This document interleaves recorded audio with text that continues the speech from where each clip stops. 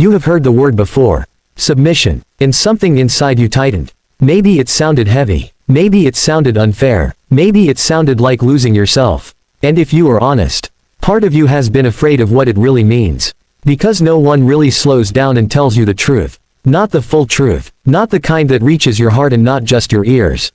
So you sit there wondering, is submission weakness? Is submission silence? Is submission losing your voice in your own home? Or is there something deeper?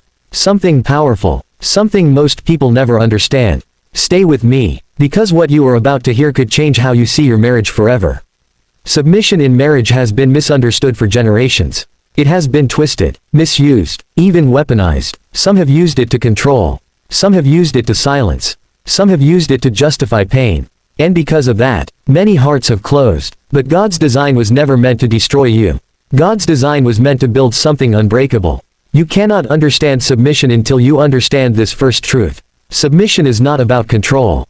It is about order. There is a difference. Control crushes. Order protects. Control demands. Order aligns. And God is not a God of confusion. He is a God of divine order. The problem is, we often try to apply spiritual principles with worldly understanding. And that always leads to frustration. You see, the world tells you that power means dominance. The louder voice wins. The stronger will dominate. But the kingdom of God works differently. In God's kingdom, power often looks like humility. Strength often looks like surrender. That sounds strange, until you look at Jesus. Jesus had all power, all authority, all dominion, yet he chose to submit to the will of the Father.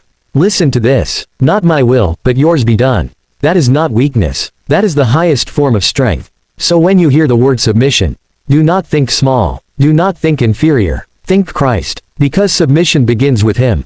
And here is what most pastors do not tell you clearly enough.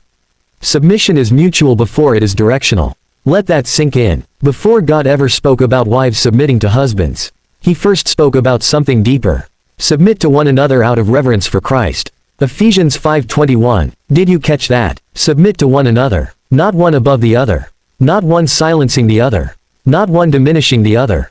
Mutual honor. Mutual respect. Mutual surrender to God first. If that foundation is missing, everything else becomes distorted. Because submission without love becomes oppression. Submission without respect becomes resentment. Submission without Christ becomes bondage. And that is not God's plan for you. Now let us go deeper. The verse everyone quotes, "Wives, submit yourselves unto your own husbands, as unto the Lord." Ephesians 5:22. This is where many conversations stop. But it should never stop there. Because the very next instruction is even heavier. Husbands, love your wives, just as Christ loved the church and gave himself up for her. Ephesians 5:25. Do you understand what that means?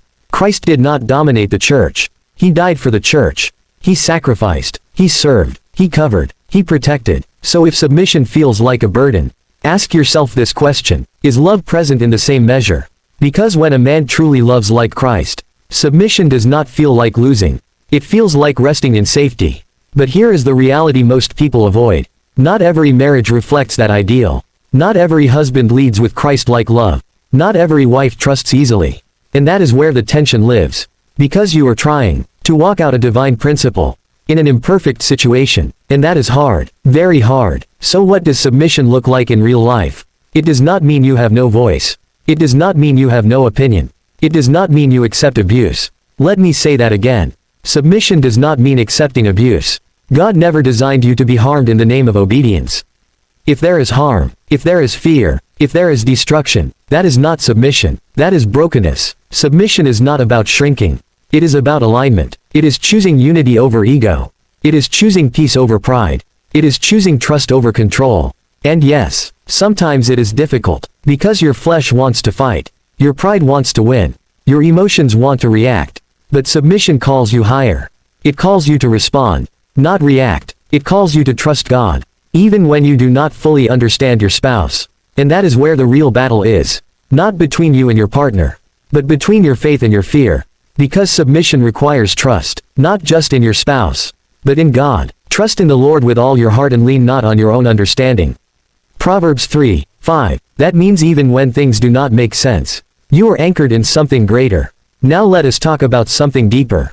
Something many people feel but cannot explain. The fear of losing yourself. You wonder, if I submit, will I disappear? Will my identity fade? Will my dreams be buried? That fear is real, but here is the truth. God never asks you to lose yourself. He asks you to find yourself in Him. Because when your identity is rooted in God, no human role can erase you. Submission does not erase your identity. It refines it. It teaches patience. It builds character. It strengthens your spirit, but only when it is done in the right context. Because without Christ, submission feels empty. With Christ, submission becomes powerful. And here is something else most people will not say. Submission is not constant agreement. You can disagree and still submit. You can express your thoughts, your concerns, your feelings, but you do it with respect. You do it with wisdom. You do it with love. Because tone matters. Approach matters. Heart posture matters. Submission is not silence. It is posture. It is how you carry yourself in moments of tension. It is how you respond when emotions rise. It is how you choose unity, even when it is easier to divide. And here is a truth that might challenge you. Sometimes submission is not about your spouse at all. Sometimes it is about your obedience to God. Because God sees what you cannot see. He understands what you do not understand. And He is working in ways you cannot imagine. Romans 8:28 says, "And we know that in all things God works for the good of those who love Him." Even in your marriage, even in your struggles, even in your silent prayers.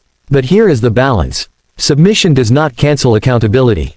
A husband is still accountable to God. A wife is still accountable to God.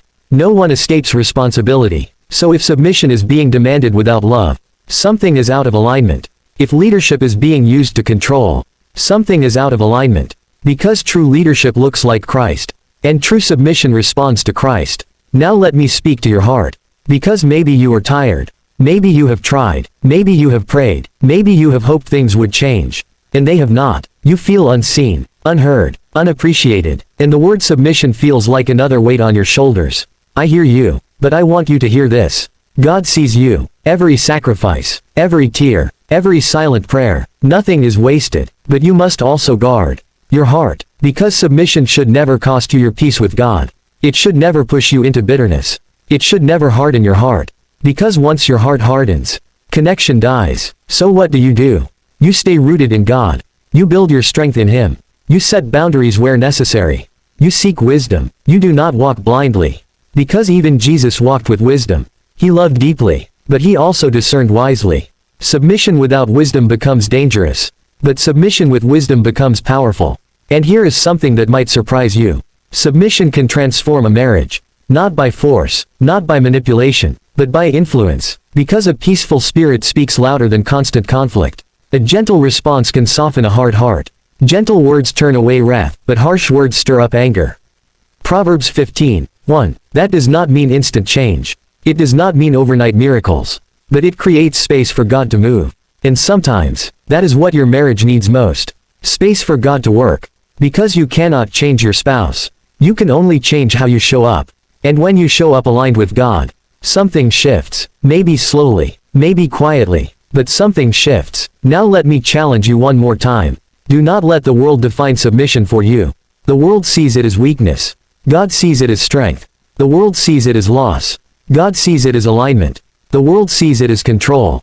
God sees it as trust. So whose definition will you believe? Because your perspective will shape your experience. And your experience will shape your marriage. You are not powerless. You are not voiceless. You are not invisible. You are called. You are chosen. You are equipped. And your marriage is not just about you. It is a reflection of Christ and His church. That is why it matters. That is why it is worth fighting for. Not with anger, not with pride, but with faith. So when you hear the word submission again, do not shrink. Stand in truth. Stand in understanding. Stand in God's design. Because real submission is not about losing your place. It is about finding your purpose. And when purpose meets obedience, something beautiful is built, something lasting, something sacred, and that is what your marriage was always meant to be.